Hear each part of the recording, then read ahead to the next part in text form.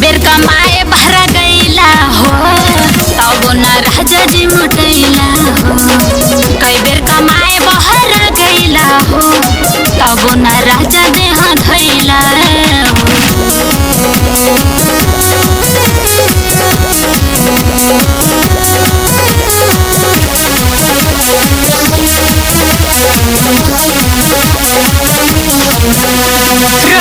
Style में झारेला बाल हो देह सुकुआर भइल धस गइल गाल हो।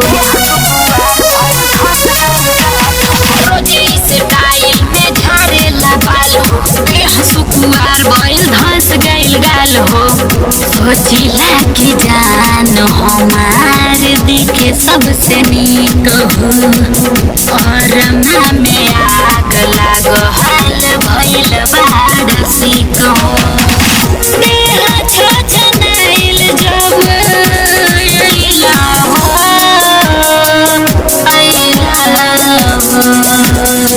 कई बेर कमाए बहरा गईला हो तब न राजा जी मुटैला हो। कई बेर कमाए बहरा गईला हो तब न राजा देह धैला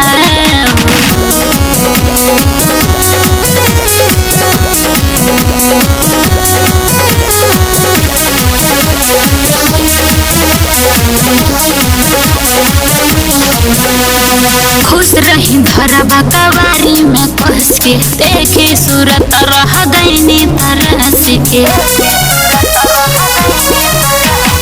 खुश रही धरबा कवारी में कस के देखी सूरत रह गईनी तरस के।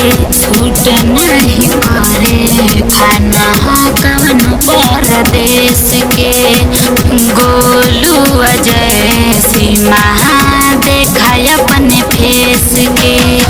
शंकर सरगम का कैला हो